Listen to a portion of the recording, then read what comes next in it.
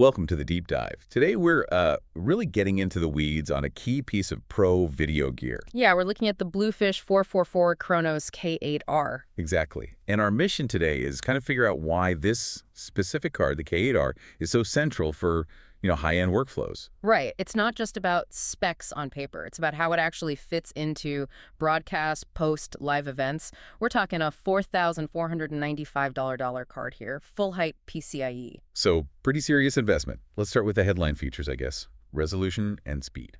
Okay, yeah. So it handles up to DCI UHD 4K video at 60 frames per second, input and output. And that's achieved, interestingly, via quad-link 3G SDI connectors. That's right, quad-link 3G. Which might make some people ask, why not just use a single, faster 12G SDI link? Seems simpler. Well, it seems simpler, but in broadcast compatibility and redundancy are often king. Quad-link 3G is, well, it's widely supported. Lots of existing gear uses it. Oh, okay. So it plugs into more places reliably. Exactly. You get the bandwidth you need for 4K 60, but you're maximizing your connection options, minimizing potential issues with older but still critical infrastructure. Got it.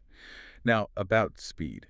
Yeah. The specs mention extremely low latency, like sub-on field or frame low. Yeah. What does that actually feel like in use? It means it's fast, really fast, like basically instantaneous. We're talking delays under 16 milliseconds. Wow. Yeah. And that's non-negotiable. If you're monitoring a live camera feed or doing critical color grading with high dynamic range, high frame rate stuff. Any noticeable delay just throws everything off. Completely. Timing, creative calls, it all relies on that immediate feedback. Okay, so speed and resolution handled.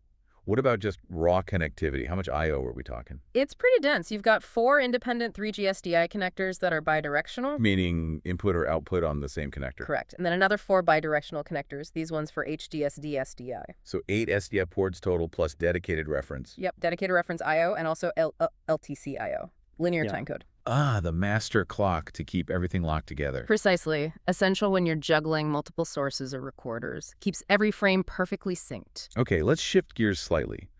Image integrity. For the colorists listening, what's going on inside this card? Right. This is where the details matter for quality. It uses a full 12-bit video signal path internally. 12-bit, okay. And a very detailed 4x4 by 33-bit color matrix for processing. 33-bit lookup tables. That sounds like serious precision. It is. It means you can handle really wide color gamuts, like working in ACS workflows, without crushing detail or seeing horrible banding artifacts you might get with less capable hardware. Super important for DI and color critical work. Definitely. And sticking with critical work, broadcast reliability. What happens if the computer running this card just, dies mid-show? That's where the bypass relays kick in. There are 4 high-performance ones built onto the card. Physical relays. Yeah, mechanical failsafes. If the host PC crashes or the software hangs, these relays physically switch the signal path. So the video signal just passes straight through the card, uninterrupted. Exactly. Input goes straight to output. It keeps the signal chain alive, which is absolutely crucial for live broadcast. You maintain that signal integrity. That's clever. Hardware backup. Now, what about the software side? It comes with ingest software. It does. The Bluefish444 Ingestore software is included. But maybe more importantly for integration, there's a cross-platform SDK. Software development kit. Okay, so developers can build support into their own applications. Right, and it works across Mac, Windows, and Linux. Yeah. Plus, you can install these cards in, like, Thunderbolt enclosures. Ah, so you can take this full-height card's power and I/O density and use it with a laptop or in a mobile setup. Precisely. Adds a lot of flexibility for different production scenarios. So wrapping up the core capabilities, Yeah. it really sounds like the KRONOS K8R is built to be a super stable, versatile hub for really complex media workflows. Yeah, think of it as the central nervous system. Handles high-res, high-speed traffic, keeps everything synced, ensures quality, and has fail-safes. Useful everywhere, from OB vans to high-end post suites to video over IP setups. And you mentioned flexibility.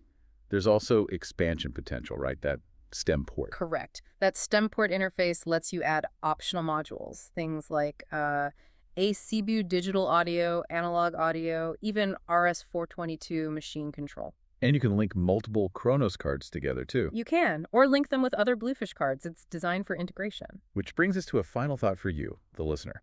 Thinking about that modularity, that ability to add specific audio or control via the stem port or link multiple cards.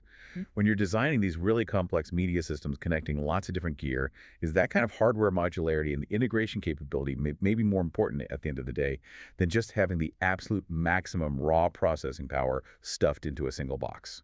Something to think about. It's better to have specialized connectable pieces or one giant monolithic processor. Where's the sweet spot for your project?